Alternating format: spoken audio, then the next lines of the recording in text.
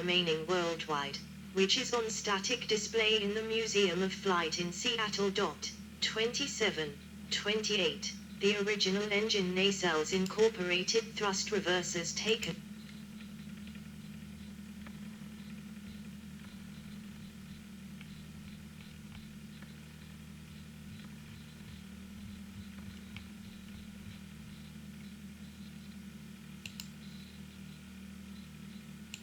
A comparison of the first three generations. The fourth generation 737 MAX series, 737 to 7, -8, -9 and -10, launched August 2011. Launch. The launch decision for the $150 million development was made by the board on February 1, 1965. Lufthansa became the launch customer on the 19th of February, 1965, with an order for 21 aircraft, worth $67 million, after the airline had been assured by Boeing that the 737 project would not be cancelled. 12. Consultation with Lufthansa over the previous winter had resulted in the seating capacity being increased to 100.9. On the 5th of April, 1965, Boeing announced an order by United Airlines for 47 737s. United wanted a slightly larger capacity than the 737-100, so the fuselage was stretched 36 inches, 91 centimeters, ahead of, and 40 inches, 102 centimeters, behind the wing. 7. The longer version was designated the 737-200, with the original short-body aircraft becoming the 737-100. 13. Detailed design work continued on both variants simultaneously. Introduction. Lufthansa 737-100 in flight. 737-100 introduced by Lufthansa on February 10, 1968. The first -100 was rolled out on the 17th of January, 1967, and took its maiden flight on the 9th of April, 1967, piloted by Brian Wigley and Lew Wallach. 14. After several test flights, the Federal Aviation Administration, FAA, issued Type Certificate A16WS certifying the 737-100 for commercial flight on the 15th of December, 1967. 15. 16. It was the first aircraft to have, as part of its initial certification, approval for Category 2 approaches. 17. Which refers to a precision instrument approach and landing with a decision height between 98 to 197 feet, 30 to 60 m. 18. Lufthansa received its first aircraft on the 28th of December, 1967 and on the 10th of February, 1968, became the first non-American airline to launch a new Boeing aircraft. 15. Lufthansa was the only significant customer to purchase the 737-100 and only 30 aircraft were produced. 19. The -200 was rolled out on the 29th of June, 1967, and had its maiden flight on the 8th of August, 1967. It was then certified by the FAA on the 21st of December, 1967. 16. 20. The inaugural flight for United Airlines took place on the 28th of April, 1968, from Chicago to Grand Rapids, Michigan. 15. The lengthened -200 was widely preferred over the -100 by airlines. 21. The improved version, the 737-200 Advanced, was introduced into service by All Nippon Airways on the 20th of May, 1971. 22. The 737 original model with its variants, known later as the Boeing 737 Original, initially competed with SE-210 Caravelle and BAC 111 due to their earlier entry into service and later primarily with the McDonnell Douglas DC-9, then its MD-80 derivatives as the three European short-haul single-aisles slowly withdrew from the competition. Sales were low in the early 1970s, 23, and, after a peak of 114 deliveries in 1969, only 22 737s were shipped in 1972 with 19 in backlog. The U.S. Air Force saved the program by ordering T-43s, which were modified Boeing 737-200s. African airline orders kept the production running until the 1978 U.S. Airline Deregulation Act, which improved demand for six-abreast narrow-body aircraft. Demand further increased after being re-engined with the CFM56.5. The 737 went on to become the highest-selling commercial aircraft until surpassed by the competing Airbus A320 family in October 2019, but maintains the record in total deliveries. 24. The fuselage is manufactured in Wichita, Kansas, by Boeing spin-off company Spirit AeroSystems, before being moved by rail to Renton. 25. Generations and variants. 737 original, first generation. The Boeing 737 original is the name given to the -100/200 and -200 advanced series of the Boeing 737 family. 737-100. The first Boeing 737-130 used as prototype and later operated by NASA. The initial model was the 737-100.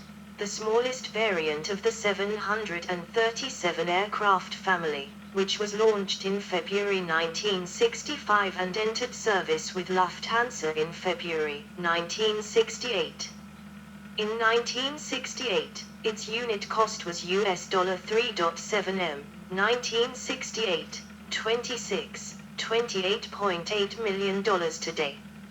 A total of 37 737-100s were ordered, 22 by Lufthansa, 5 by Malaysia Singapore Airlines, MSA, and 2 by Avianca, with final commercial aircraft delivered to MSA on the 31st of October, 1969.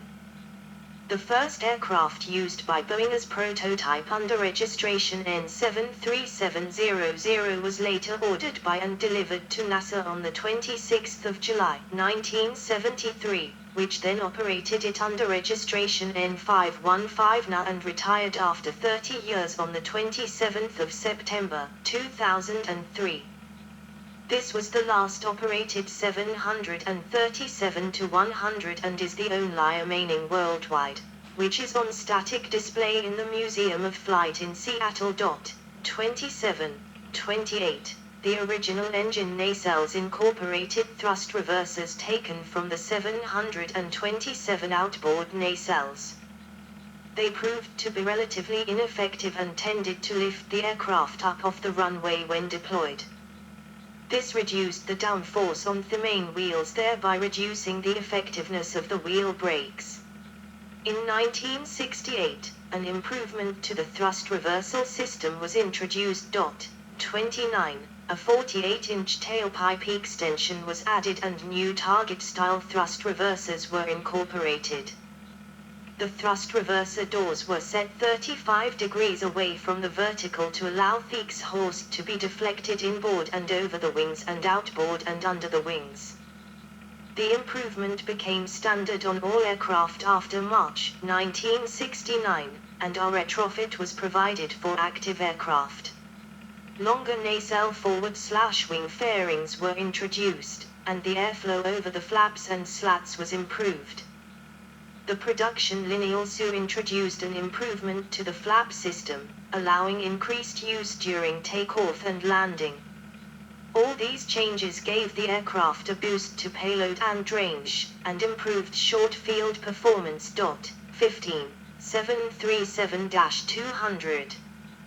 The 737-200 was a 737-100 with an extended fuselage, launched by an order from United Airlines in 1965 and entered service with the launch customer in April 1968.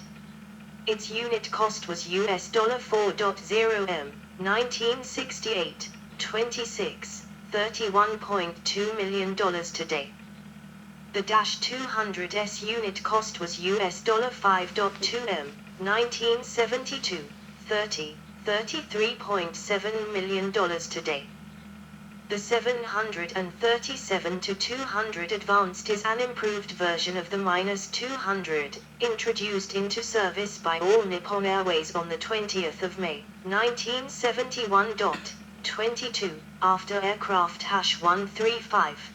The 737-200 Advanced has improved aerodynamics, automatic wheel brakes, more powerful engines, more fuel capacity, and hence a 15% increase in payload and range over the original -200S and the 737-200 was brought into service by United Airlines on April 28, 1968. Several Canadian airlines still use the 737-200 due to its gravel runway capabilities.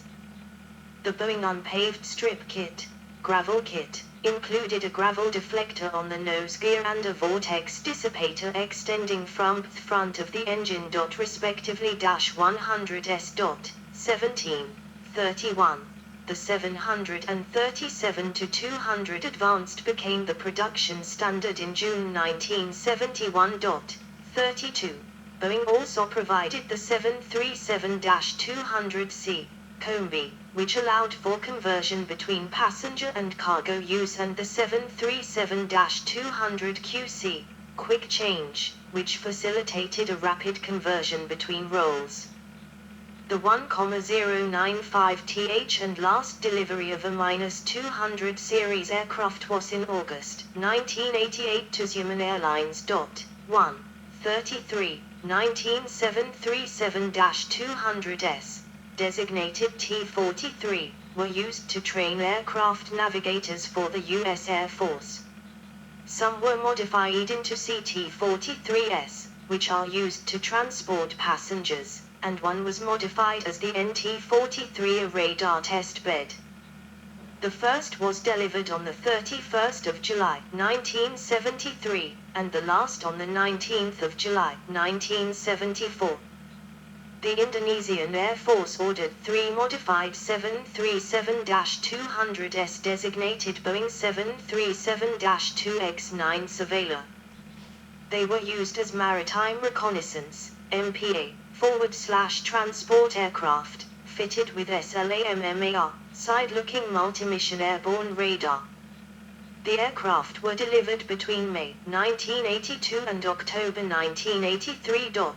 34, after 40 years, in March 2008, the final 737-200 aircraft in the U.S. flying scheduled passenger service were phased out with the last flights of Aloha Airlines.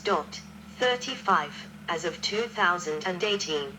The variant still saw regular service through North American charter operators such as Sierra Pacific Airlines. 36. With the improved short-field capabilities of the 737-200, Boeing offered the option of the gravel kit modification features preventing foreign object damage, which enables this aircraft to operate on remote, unimproved or unpaved runways, such as gravel runways, that other similarly sized jetliners cannot. 37. Until retiring its -200 fleet in 2007, Alaska Airlines used this option for some of its Combi aircraft rural operations to serve many unimproved runways in Alaska. 38, 39.